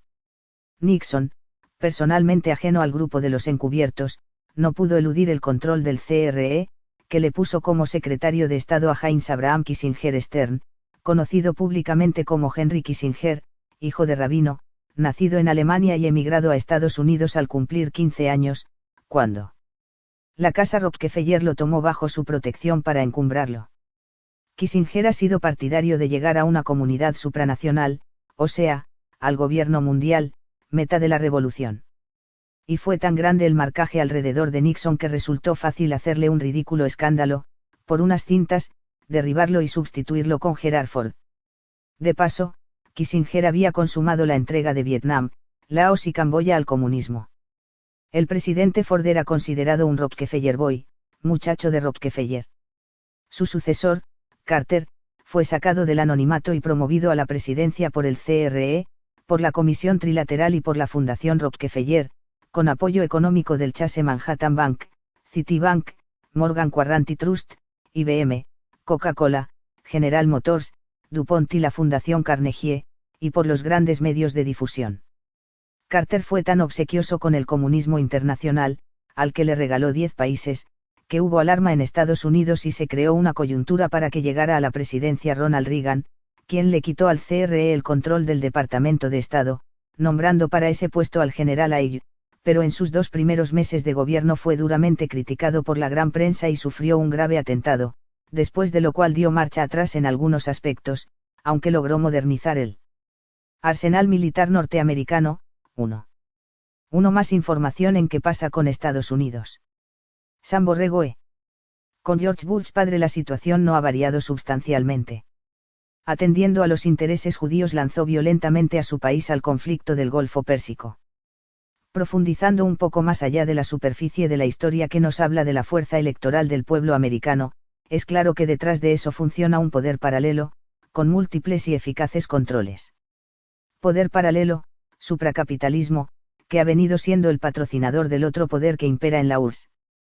Cuando el elector se siente defraudado por el Partido Demócrata, vota por el republicano, o viceversa, pero nada fundamental cambia. Lo que en tiempos de Roosevelt fue un amaciato con la URSS de Stalin, en 1991 se convirtió en oficial maridaje con Gorbachov, y en 1992 con Yeltsin. Solo ha sido necesario que el imperio marxista abra el puño en que encerraba a la Europa Oriental para que sea presentado como una democracia angelical y se acreciente aún más la ayuda que ya se le venía dando.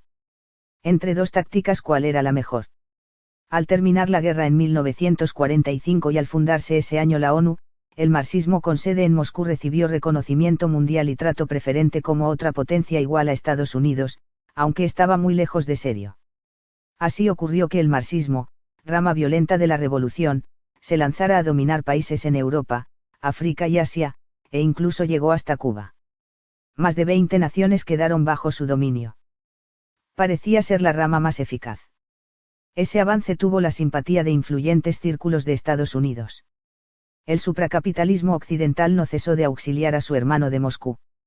Ante ese fenómeno hubo alarma de prominentes norteamericanos, como James V. Forrestal, secretario de la Defensa, quien trató de que los partidos republicano y demócrata se subtrajeran a la influencia de las cúpulas financieras judías. Bernard Baruch quiso intimidarlo, y finalmente el presidente Truman le pidió su renuncia. Pocos días después Forrestal murió trágicamente. La Comisión Senatorial de Investigaciones de Actos Antinorteamericanos, encabezada por el senador José McCarthy, prosiguió la obra de Forrestal y desenmascaró a numerosos personajes que estaban traicionando a Norteamérica, en beneficio de la URSS.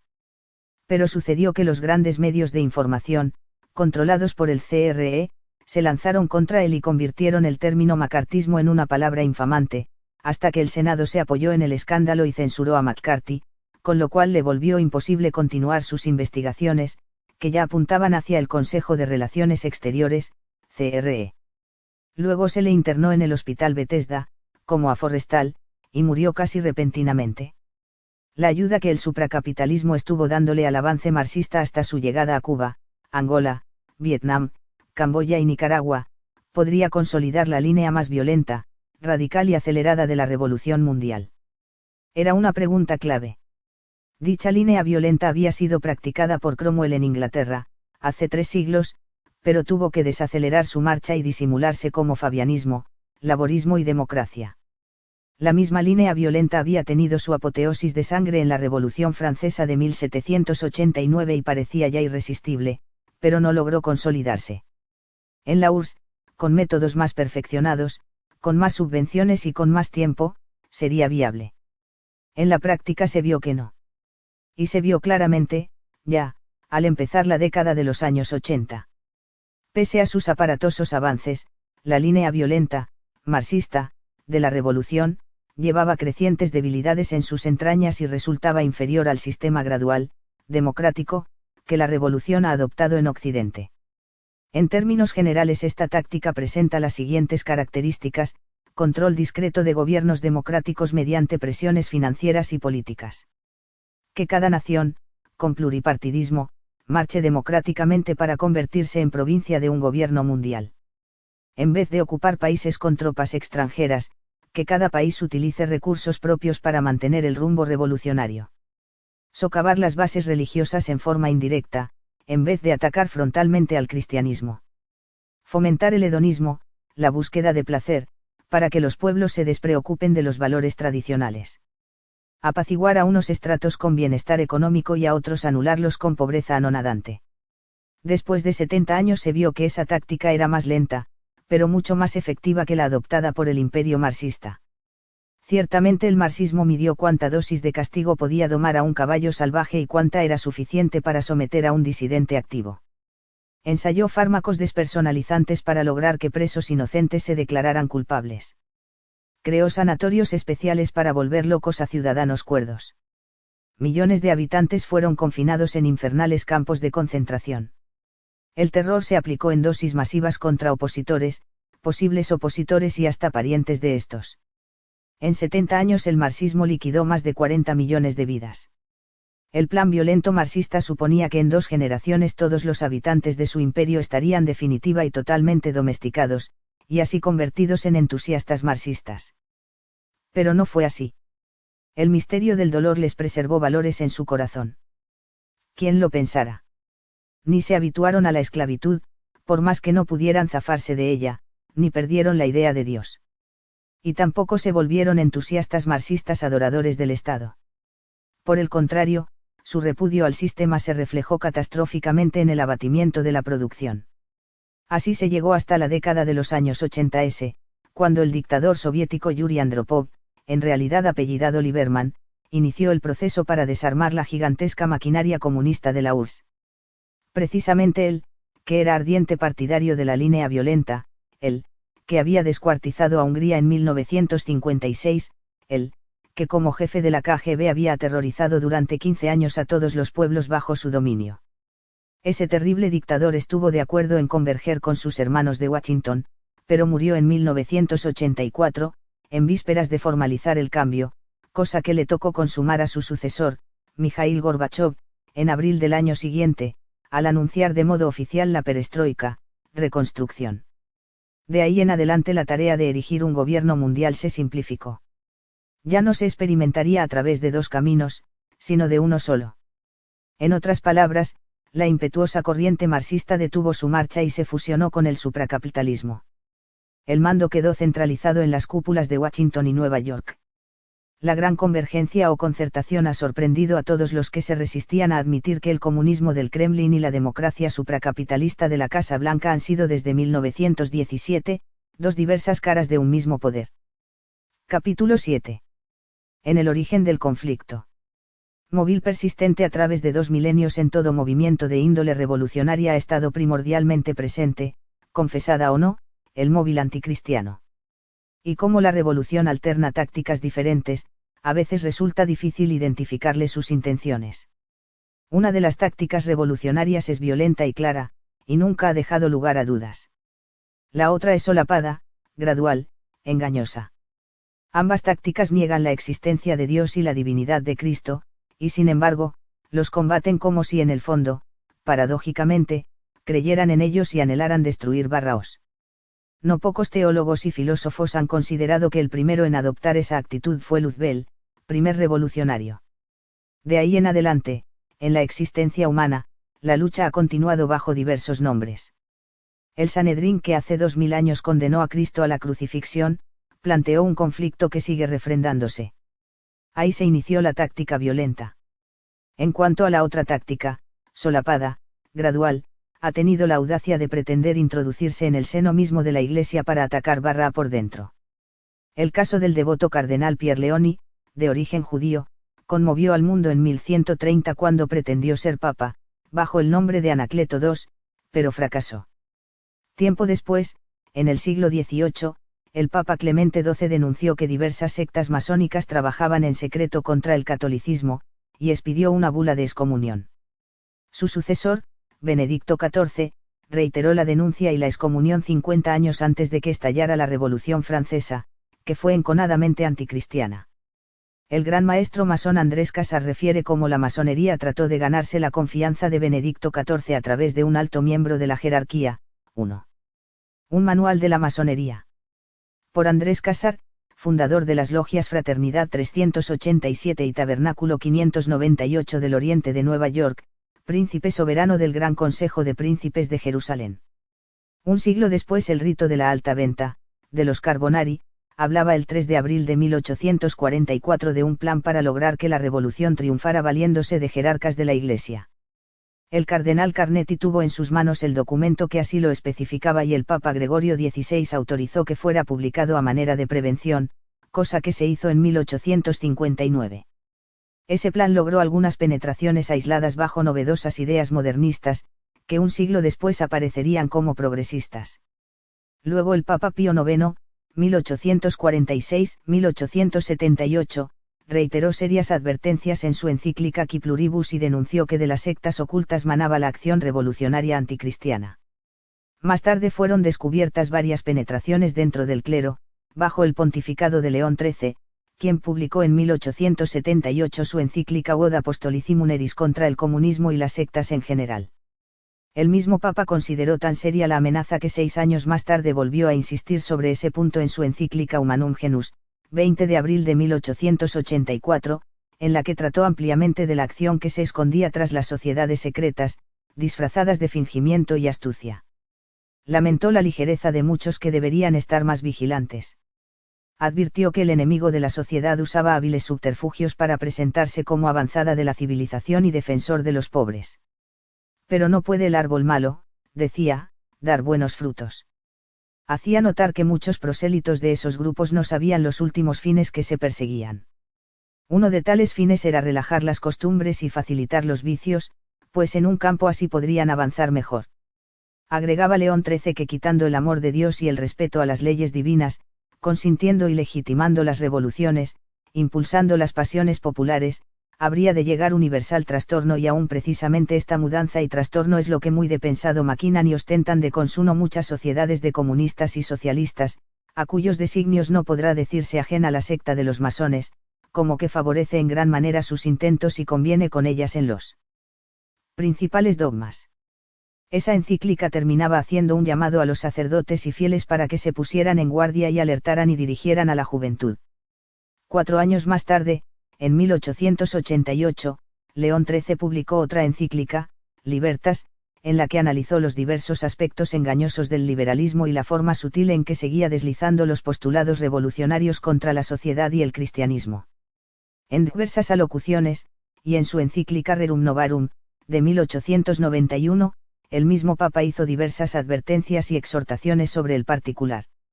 Más tarde previno a los católicos contra las adulteraciones del movimiento llamado democracia cristiana, que no ha de entrometerse en la política ni ha de servir a partidos ni fines políticos, no es este su campo. Encíclica Graves de Communi. León XIII ignoró durante su pontificado que su propio secretario de Estado, el cardenal Rampolla, era masón. Rampolla estuvo a punto de ser el sucesor de León XIII, pero el veto de la Casa de Austria lo impidió. Entonces fue elegido Pío X. Poco después el cardenal Rampolla murió y se descubrió, con documentos que él mismo guardaba en un cofre, que era militante de la masonería. 1. Una presencia en la hora actual, Bro. Julio Mainvielle. Hay veintenas de matices y tácticas en las diversas logias. El gran maestro Casar, grado 33, de filiación rosacrucista, decía en 1871, refiriéndose a los católicos, vosotros, los que pretendéis calificar a los masones con los epítetos de impíos, sois los verdaderos criminales prevaricadores de la ley de Dios, los apóstatas de la religión y los enemigos de la humanidad. La religión pura y verdadera está con nosotros y no con vosotros, y los masones son los cristianos por excelencia. Los masones son los apóstoles de la civilización. Manual de masonería. Osado plan de logias caballistas. En esa misma época otros ritos usaban distinta táctica contra la Iglesia. Uno de los dirigentes de la novedosa tarea fue el gran maestro James Darmesteter, profesor de la Escuela de Altos Estudios de París y muy versado en la cábala. En 1891 escribió una serie de documentos, difundidos en las logias y sinagogas de Europa y de Estados Unidos. Darmesteter enhebraba sutiles argumentos para llegar a la tesis de que el profetismo judío, la ciencia y el cristianismo deberían ser llevados a una convergencia. No se trataba, según él, de hacer una nueva religión, cosa muy difícil. Decía que el cristianismo era una escisión del judaísmo y que era necesario cambiarle su espíritu para darle un nuevo cauce. No era aconsejable tratar de destruirlo frontalmente. Debería utilizarse el profetismo, parte del Antiguo Testamento, para hacer del cristianismo una religión del progreso. Se aprovecharían las mismas formas para introducir un nuevo contenido. Afirmaba, interpretando a dirigentes de los más altos ritos secretos, que el cristianismo, mediante un adecuado profetismo y con ayuda de la ciencia, se podía convertir en un auxiliar de la revolución. Juzgaba factible transformarlo por etapas, esperando los momentos oportunos, pero actuando en conjunto con hermanos que estuvieran dentro del mismo campo católico. Darmesteter agregaba, en su libro La historia del pueblo judío, que la cábala se de sus misterios y se apodera de los fogosos. El Antiguo Testamento sustituye al Nuevo. En resumen, que el reino no es para otra vida, sino para esta, bajo la hegemonía de una élite. La cábala, conjunto de libros sagrados judíos, explica y fija el sentido del Antiguo Testamento, según ellos, en oposición a Cristo y al Nuevo Testamento. De la cábala se derivan las logias masónicas espiritualistas. Consecuentemente, decían, si el catolicismo se basa también en el Antiguo Testamento, en esta raíz puede lograrse un ensamble dialéctico para atraer a los cristianos al campo de las logias y las sinagogas. Grandes maestros masones trabajaban para lograr ese enganche. Lo hacían incluso a espaldas de varias logias que no alcanzaban a comprender lo sutil de la maniobra, o que no creían que se pudiera lograr. Los espiritualistas sí lo veían factible. Consideraban que se podían crear puntos de contacto con el catolicismo a través de los profetas del Antiguo Testamento. No para que las logias y las sinagogas marcharan a su conversión, sino para atraer a los cristianos. Esto se plantearía como convergencia en un plano superior de la lucha crítico-científica del espíritu. Esa labor debía ser conducida por los ritos espiritualistas con lenguaje y táctica apropiados. Primero se buscaría el diálogo, luego una especie de armisticio, y los ulteriores trabajos tendrían por objeto lograr que el catolicismo se convirtiera en auxiliar de la revolución. Que el socialismo fuera presentado con hábito franciscano de amor al pobre. El cabalista Saint-Yves de Albeidre trabajaba también en ese complicado plan. Lo mismo hacía un grupo de expertos esoteristas, llamado Sinarquía, integrado por miembros de la Orden de los Rosacruz, de la Orden Martinista, y del rito El Simbolismo, de Oswald Wirth. 1. Un misterio de la iniquidad, Pierre Virion. Esto se realizaba a fines del siglo XIX. Visto el fenómeno en un primer plano, parecía una escisión de la masonería. Varios ritos se empeñaban en continuar la lucha frontal contra la Iglesia, en tanto que otros, de más altos grados, procuraban la convergencia. La meta era la misma, por diversos caminos, aunque el segundo tenía muchas sinuosidades y una ambición extraordinaria. La rama más sutil consideraba que la revolución frontal hallaría siempre obstáculos y que la revolución en las mentes sería más efectiva. El canónigo Roca, que vivió de 1830 a 1893, estaba de acuerdo con ese plan, aunque quiso ir tan deprisa que no se cuidó de trabajar siempre en secreto. Quería darle al marxismo una apariencia de cristianismo y habló sobre el particular en el Congreso Espiritualista Internacional, en septiembre de 1889, en el Gran Oriente de Francia. La revolución debería ser, la redentora, en vez de Cristo. Debería suprimirse el celibato, la sacralización, la sotana, etc., para humanizar al sacerdote. El catolicismo debería ser un medio para llegar a la lucha social. El cristianismo puro, decía, es el socialismo. Socialismo y catolicismo pueden coincidir en una preocupación humanista. El final del mundo antiguo, Roca. Pero Roca se evidenció y se desprestigió rápidamente. Mucho más efectiva era la labor encubierta de los cabalistas. Varias de las corrientes revolucionarias, decían, deben presentarse bajo apariencia cristiana. Por ejemplo, hablar de la redención del pobre, en el entendido de que esto solo es posible a través de la revolución. Hay que derribar el antiguo concepto del hombre en relación con Dios, sustituyéndolo por una lucha práctica del hombre en relación con la naturaleza. En vez de un espiritualismo dirigido a Cristo, un espiritualismo dirigido hacia la liberación del hombre respecto a sus necesidades materiales. Una advertencia muy clara en 1907. El mencionado plan parecía tan atrevido que casi resultaba absurdo, pero el hecho es que iba ganando terreno. Es un fenómeno psicológico, hasta cierto punto misterioso, la forma en que fue engañando o persuadiendo a hombres con vasta preparación académica. En 1907 el Papa San Pío X se mostraba preocupado por tal avance y publicó su encíclica Pascendi Dominici Gregis, en la que decía, al presente no es menester ya ir a buscar a los fabricadores de errores entre los enemigos declarados, se ocultan, y esto es precisamente objeto de grandísima ansiedad y angustia, en el seno mismo y dentro del corazón de la Iglesia. Enemigos, a la verdad, tanto más perjudicial cuanto lo son menos declarados. Hablamos, venerables hermanos, de un gran número de católicos y seglares y, lo que es aún más deplorable, hasta de sacerdotes. Ellos traman la ruina de la Iglesia, no desde fuera, sino desde dentro. En nuestros días, el peligro está casi en las entrañas mismas de la Iglesia y en sus mismas venas. No hay parte alguna de la fe católica donde no pongan su mano, ninguna que no se esfuercen por corromper. Parece que esa habilidosa penetración se hizo más visible poco después. A partir de 1920 comenzaron a circular en Europa publicaciones tendientes a persuadir a los círculos intelectuales de que la masonería no era lo que generalmente se creía. Luego, en 1926, se reunieron en Aix-la-Chapelle, a Aachen, los sacerdotes jesuitas Germán Gruber y Berthelot, por una parte, y por la otra tres eminentes masones israelitas, Kurt Reichel, del Consejo Supremo de Austria, Eugen Lenoff, gran maestre de la logia austriaca, y el Dr. Horasian Lang, secretario general de la Gran Logia de Nueva York. Estos tres últimos personajes planteaban la pregunta, ¿era posible llegar a un armisticio? La masonería, decían, buscaba el bien de la humanidad y la Iglesia también. La Iglesia creía en un Dios, pero ¿acaso la masonería no cree en el gran arquitecto del universo? El gran maestro Reichel mencionó que la humanidad se hallaba amagada por anarquistas, nihilistas, bolchevistas, etc., y que era posible afrontar ese peligro desde las logias y desde los templos. 1. Francmasonería y la Iglesia, Padre Berthelot. Frankfurter Zeitung. Otra entrevista se efectuó poco después. Participaron los sacerdotes Gruber y Muckermann, y los cabalistas Oswald Wirth y el gran maestro grado 33 Albert Lantoine, del Supremo Consejo Escocés. Estos hablaron, hasta donde se pudo saber, de que ambas partes son agentes de la misma gran obra y que era posible un acuerdo de buena fe. Se ignora hasta qué punto los dialogantes jesuitas creyeron que se les estaba ofreciendo sinceramente la paz. Fueron engañados o cambiaron de bando. Creyeron que se abría una puerta para catequizar a los masones.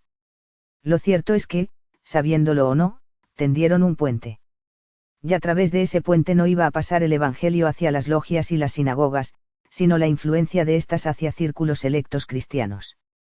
Esos diálogos arrastraron luego a otros clérigos hacia la convergencia, entre ellos al padre Gierens, de Alemania, al padre Macé, de Francia, al padre Teilhard de Chardin, y después a diversos grupos de seglares y seculares.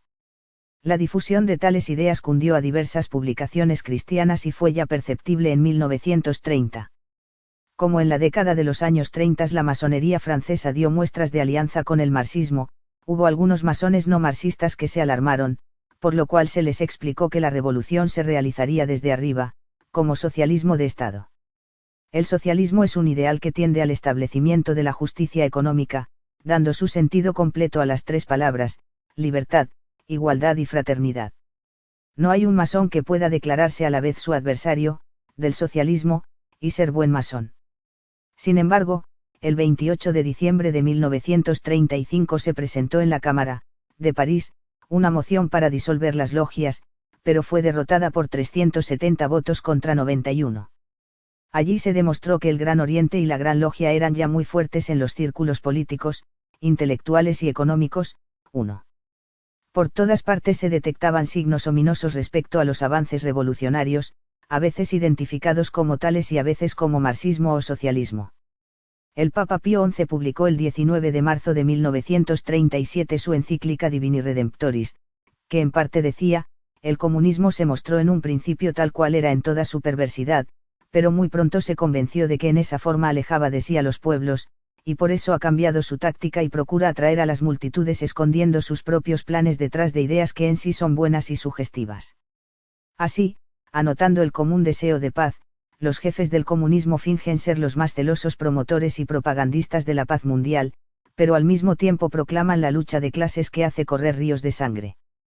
Así, bajo diversos nombres que ni siquiera aluden al comunismo, fundan asociaciones y periódicos que después sirven únicamente a hacer penetrar sus ideas en ambientes que de otra manera no les serían fácilmente accesibles, hasta procuran, mediante la perfidia, infiltrarse en ambientes católicos y religiosos.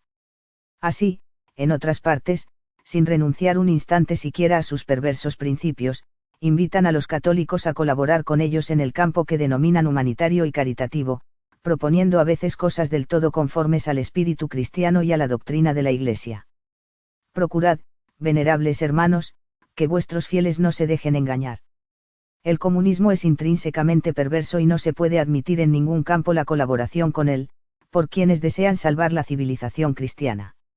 Sin embargo, continuaban los contactos en el campo humanitario. El 15 de septiembre de 1938 el padre Berthelot publicó un artículo en Revista de París abogando por un entendimiento entre macincuentanería y catolicismo. Según él, se podía confiar en un trato de buena fe para un enfrentamiento constructivo. Según Thomas Mclan, el episcopado francés tenía informes, en 1939, de que 120 sacerdotes y varios obispos franceses habían sido ya ganados por las logias, pese al canon de excomunión 2335 del Código de Derecho Canónico. 2. 1. La cara oculta de la historia moderna, Lean Lombard. 2. Mentiras del mundo moderno, Mclan. En el Centro de Estudios de los Problemas Humanos trabajaban en favor de la convergencia el padre Teilhard de Chardin, Aldous Huxley, el ocultista Dr. Alendi y varios cabalistas, patrocinados indirectamente por la banca Worms.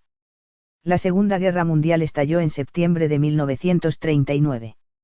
Poco después, cuando la URSS se hallaba en peligro de ser derrotada, los promotores de la Alianza Masónica Católica le ofrecieron ayuda a la masonería alemana, disuelta por Hitler, para que luchara en la clandestinidad. El jesuita Gruber fue uno de los portavoces. Y así comenzó a actuar un grupo de sabotaje intelectual. En el círculo de Kreisau militaban, en Alemania, el jesuita Alfred Delp, el padre Roesch, el padre Koenig, el pastor anglicano Dietrich Bonhoeffer, y otros más. Todos coincidían en el empeño de crear un socialismo cristiano y vincularlo al marxismo. En esa época hubo nuevos diálogos. Y una vez terminada la guerra, el jesuita Berthelot publicó su libro Francmasonería y la Iglesia, en el que pedía que cesara la intolerancia y la intransigencia de los católicos respecto a las logias. Una vez más, el 19 de marzo de 1950, bajo la firma del padre Cordovani, el Osservatore Romano desautorizó esos pronunciamientos y advirtió: los obispos saben que el canon 648 y especialmente el canon 2335, que excomulga a los que han dado su nombre a la masonería, sin distinción de ritos, están en pleno vigor hoy como ayer. Todos los católicos deben saberlo, y hay que recordárselos para que no caigan en esa trampa. Sin embargo, en Europa se dio el caso de que algunos sacerdotes fueran recibidos en tenidas blancas, como luego ocurrió en México con Monseñor Méndez Arceo. Monseñor Daniel Peceril, obispo auxiliar de París, habló ante un grupo de masones sobre el tema signos de la Iglesia del mañana, de tal manera que podía interpretarse como un acercamiento entre la Iglesia y las logias. Todo eso era además propiciado por más de 8 millones de ejemplares de diversas publicaciones sobre religión, que empezaron a ser producidos por el Instituto de Ediciones Pax, creado por el movimiento Pax de Polonia, dirigido por teólogos marxistas a través de Bolesław Plasecki. Estas publicaciones inundaron círculos católicos europeos y su influencia pasó rápidamente a América, a través del IDOC y de otros grupos con vastos recursos económicos. El cardenal Roncalli, patriarca de Venecia, más tarde Papa Juan XXIII, denunció en una homilía, en San Marcos, el 9 de marzo de 1958, la existencia de infiltraciones en la Iglesia. Dijo que había quienes creen que ha llegado el momento de arruinar, de dispersar a las fuerzas cristianas dividiéndolas, utilizando la palabra o la pluma de algún desafortunado sacerdote, que traiciona abiertamente o en secreto su dignidad y su misión, quien suministra el dinero, al servicio del desorden y no del orden, no del amor y de la paz, sino de la división y el odio. Pese a esa advertencia, 3 años más tarde el sacerdote jesuita Riquet recomendó en Le Figaro de París, 18 de marzo de 1961, la lectura del libro Nuestros hermanos separados los masones, escrito por el gran maestro Eilec Mayor. Riquet fue recibido con honores en la logia Volney. El libro tenía imprimatur del jesuita Bonichon. En esa década de los años 60 se habló mucho en Europa acerca de varios prelados que creían en una conversión masónica o que simpatizaban conscientemente con las logias. Se mencionaba en particular al cardenal Agustín Bear, a sus asesores Barum y Osterreicher, al Ercaro, al cardenal francés Achille Liénard, al cardenal alemán Frins, a Monseñor Aníbal Bugnini y a otros. El escritor francés Marquis de la Franquerie denunció que Liénard era grado 30 de la masonería. La infabilidad pontificia. Por otra parte, el escritor italiano Tito Cassini citó las fechas de iniciación masónica del cardenal Leo Suenens, primado de Bélgica, de Monseñor Aníbal Bugnini y de otros. 1. El humo de Satanás, Tito Cassini. Jules Isaac, ex inspector general de Instrucción Pública de Francia, en compañía de los rabinos Kaplan, Rosenblum y Vitaubes mantenía frecuente contacto con los sacerdotes llamados liberales o progresistas, partidarios de una nueva iglesia. En esa corriente figuraban también Monseñor Koning, de Viena, Alfrink, de Utrecht, Suenens, de Malinas, Hans K.N.G., el dominico Chillebex y el jesuita Van Colsdonck. El obispo Sergio Méndez Arceo pidió en el Congreso Conciliar del 20 de noviembre de 1963 que fueran derogadas las leyes eclesiásticas contra la masonería, aunque no lo logró. Argumentaba que los principios de la masonería, como la historia nos enseña, fueron cristianos y también hoy, en parte, siguen siendo. El juicio de las naciones, por el Tomás Moreno Carvantes. Civiltà, 4 de abril de 1964. Los cambios a que aspiran algunos también en la década de los años 60 surgieron fuertes corrientes de modernistas, liberales, progresistas, cristianos por el socialismo, etc. Se presionaba en el sentido de que todo en la tierra debe estar ordenado respecto al hombre, como a su centro y a su cumbre. Varios teólogos mostraban simpatías por la convergencia y demasiada adhesión al Consejo Ecuménico de las Iglesias, que había sido fundado en Ámsterdam el 27 de agosto de 1947, con la participación de 147 denominaciones religiosas procedentes de 44 países, y con ciertas tendencias hostiles al catolicismo. Los progresistas y los teólogos de la liberación se empeñaron en lograr cambios radicales, como el catecismo holandés, de aproximación al marxismo. En la siguiente década, de los años 70, algunos grupos acentuaron tendencias para difundir en forma gradual los siguientes puntos: 1. Minimizar en el catolicismo su esencia de vida trascendente y colocar en lugar principal una meta de mejoramiento social y económico, llamada liberación del hombre. 2. Debilitar el respeto hacia lo sobrenatural y dar más énfasis a lo humano y social. 3. Poner el centro de gravedad de la religión en los problemas materiales. Pasar por alto que el avance marxista o que la inflación supracapitalista provocan miseria, y hacer gravitar la causa de este mal exclusivamente sobre los ricos, en forma tan vaga que se incluya como tales a todo el que no esté en la miseria y que muy poco puede hacer para cerrar los enormes veneros de donde emana la miseria, veneros que están en manos de gobiernos y círculos revolucionarios. 4. Servir al hombre es la forma de servir a Dios, y al hombre se le sirve concretamente en lo socioeconómico. 5. Suscitar dudas acerca de toda la tradición. Cuestionar y replantear todo. 6. Formar un nuevo tipo de sacerdote que más que actuar sobre el alma de los creyentes actúe sobre lo económico. 7. Soslayar la apologética y en general la moral, incluso el problema de la educación escolar materialista. 8. En vez de atraer al hombre hacia la religión, adaptar la religión al hombre, tal cual éste es. Esas tendencias se han difundido a través de varios canales, como el IDOC, que goza de generoso financiamiento. En Holanda se muestra muy activo el centro de comunicación entre la Iglesia y el mundo, en Alemania, Cristianos del Diálogo, en Francia, Biblia y Revolución, etc. Los grupos proféticos han venido surgiendo en todo el mundo occidental, aparentemente como generación espontánea, pero en realidad coordinados en forma casi secreta. Se dicen asistidos por el Espíritu Santo, movidos por carismas. Tienden a una iglesia comunidad de hombres, en vez de una iglesia institucional. Enfatizan mucho la lucha en favor del oprimido, en coincidencia con la lucha de clases y la consecuente lucha revolucionaria. Se habla de madurez, pluralismo e iglesia nueva. Se propicia una sociología que transforme la teología, etc. 1. Una de las renovaciones que se buscan es reducir a Cristo al papel de luchador revolucionario y así toda la Iglesia converge en una socioeconomía para liberar a los pueblos bajo el atractivo estandarte del amor al pobre. Ese plan surge de las profundidades de las logias y de las sinagogas más selectas. Si antes se soñó en cerrar templos y seminarios y en matar sacerdotes para acabar con la Iglesia, ahora se tiene un sueño más ambicioso: lograr que templos, seminarios y sacerdotes ayuden al triunfo mundial de la revolución. Los espiritualistas cabalistas se apoyan en el hecho de que su pueblo fue el elegido. Toman como base partes del Antiguo Testamento. Por ejemplo, del Deuteronomio 7.22 Yahvé, tu Dios, expulsará estos pueblos delante de ti poco a poco. 23, los pondrá en tu poder y los llenará de gran consternación, hasta que sean exterminados. 24, él entregará sus reyes en tus manos, y tú borrarás sus nombres de debajo del cielo. Nadie podrá resistirte, hasta que los hayas destruido. 20:10, sí, la ciudad, no hace paz contigo la sitiarás. 13, y cuando Yahvé tu Dios, la entregare en tu mano pasarás a cuchillo a todos sus varones. 14. Todo su botín lo tomarás para ti, y comerás de los despojos de tus enemigos. 23:19 No exijas de tu hermano interés alguno por el dinero. 20, del extranjero podrás exigirlo. Levítico 25:44 Los siervos y las siervas que necesites serán de las naciones que os rodean. 46, los dejaréis en herencia a vuestros hijos después de vosotros como posesión hereditaria. A los tales podréis tener por siervos a perpetuidad. Pero si se trata de vuestros hermanos, los hijos de Israel, ninguno de vosotros domine a su hermano con dureza. El Antiguo Testamento quedó superado cuando llegó Cristo y trazó el camino definitivo. Pero el pueblo elegido lo rechazó. Se sentía elegido para dominar sobre naciones y riquezas.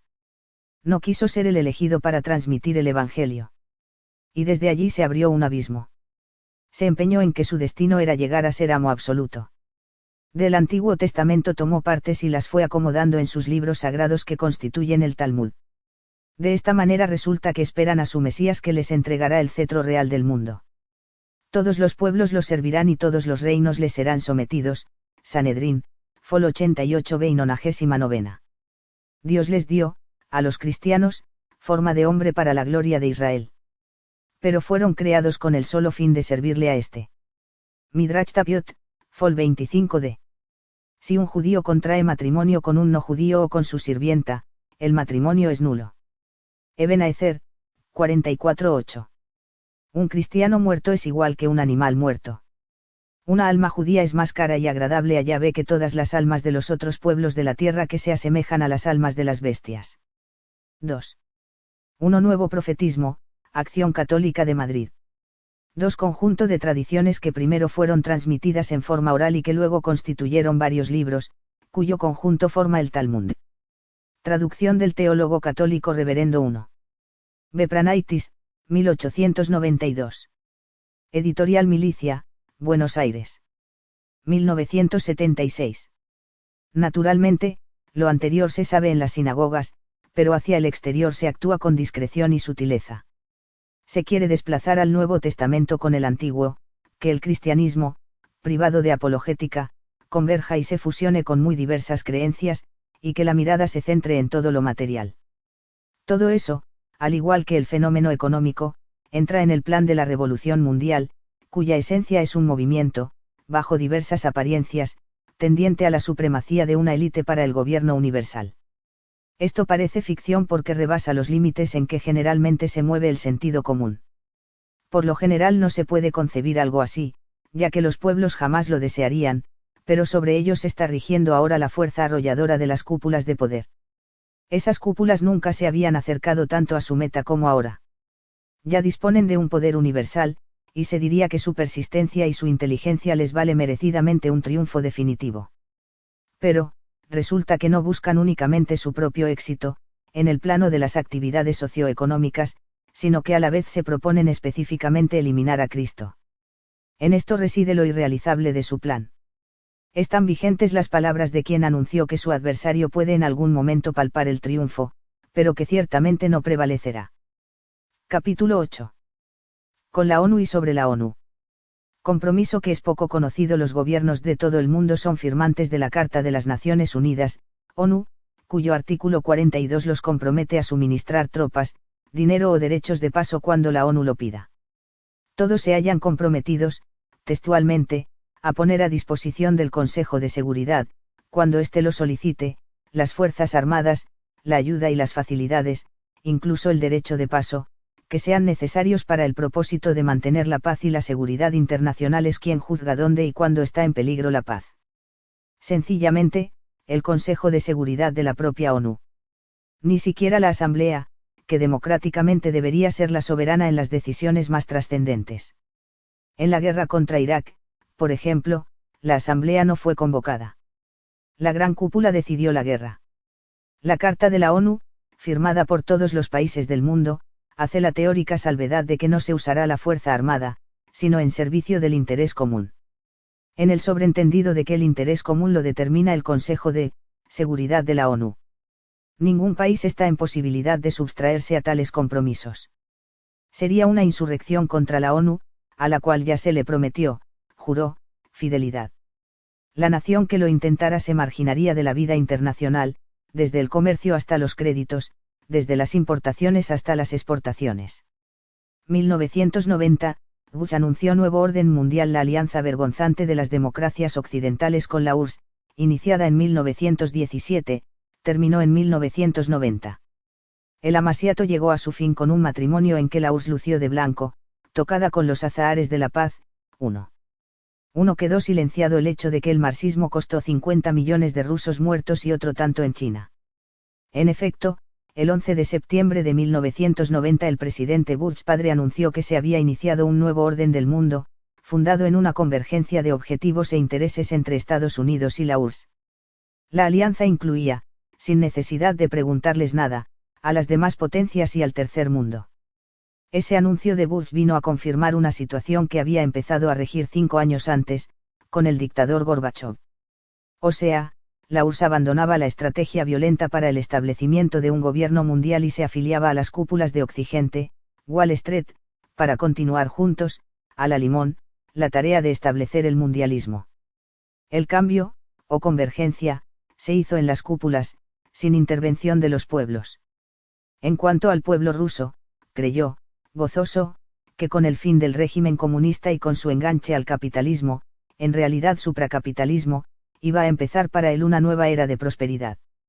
Pero le ha ocurrido todo lo contrario, pues del comunismo pasó al globalismo que le ha significado devaluaciones, carestía incontenible y desempleo. Para la ONU, la convergencia de Moscú-Washington le ha significado la unificación, a nivel universal, de sus veintenas de organismos que vienen erigiendo el nuevo orden. Para la guerra que Bush, padre, inició contra Irak en 1990 se requirió la anuencia de la ONU. La operación Tormenta del Desierto terminó en un mes y la ganancia fueron los riquísimos pozos petroleros de Kuwait. Además, a Saddam se le impuso un bloqueo, a consecuencia de lo cual Irak tuvo que racionar el agua, la luz y los víveres. 1 millón de niños murieron por desnutrición. Luego la ONU le cambiaba comestibles por petróleo, y 1/3 del valor del trueque se destinaba a cubrir gastos de la operación Tormenta del Desierto. Bush, Jr., continuó el plan del Consejo de Relaciones Exteriores y en abril del 2003 invadió totalmente a Irak, ya sin necesidad de la anuencia previa de la ONU, la cual le dio su bendición al terminar las operaciones. Previamente había sido invadido Afganistán. 2 países, con un total de 51 millones de habitantes y más de 1 millón de kilómetros cuadrados, quedaron sometidos a sangre y fuego. La globalización también avanza rápidamente en el cercano Oriente, dentro de un conglomerado de 1.500 millones de maometanos. El 11 de septiembre de 1990 el presidente Bush proclamó el inicio de un nuevo orden del mundo fundado en la convergencia de objetivos e intereses entre Estados Unidos y la URSS, y el 11 de septiembre del 2001 fueron derribadas las Torres Gemelas de Nueva York, lo cual dio un salvoconducto para que el nuevo orden penetrara en el cercano Oriente, aplastando a vecinos indeseables de Israel. Ahora ya se habla de que en el 2004 podrá ser invadido Irán. La globalización lleva prisa. Lo que hace 50 años ni se pensaba, se ha realizado o está por consumarse. El marxismo ha cambiado su forma externa, pero su esencia está nutriendo al nuevo orden y se halla como reserva que habrá de ser despertada donde y cuando el nuevo orden la necesite en su antigua forma violenta. El ente que dirige la globalización tiene un brazo derecho y un brazo izquierdo. Es un grave error pensar que este último ha sido amputado. En 1848 el Manifiesto Comunista y luego Engels, Lenin y Stalin, anunciaron y reiteraron sus siguientes puntos de acción: igual lucha contra la religión. Igual supresión del nacionalismo. Igual centralización de la economía. Igual abolición de valores morales. Igual ruptura de ideas tradicionales. Igual monopolio estatal educativo. Igual transformación de relaciones entre los sexos. Igual ruptura de las relaciones niños-padres. Igual vigencia mundial de todo lo anterior. Pues bien, todos esos puntos están siendo llevados a la práctica por los constructores de la globalización. La ONU dispone de organismos especializados en cada una de esas tareas. En la campaña anticristiana avanzan sutilmente por etapas. Tratan de desviar la fe hacia la creencia de que un gobierno mundial dará solución a todas las carencias. Querrán eliminar a Cristo. En eso reside su fracaso final.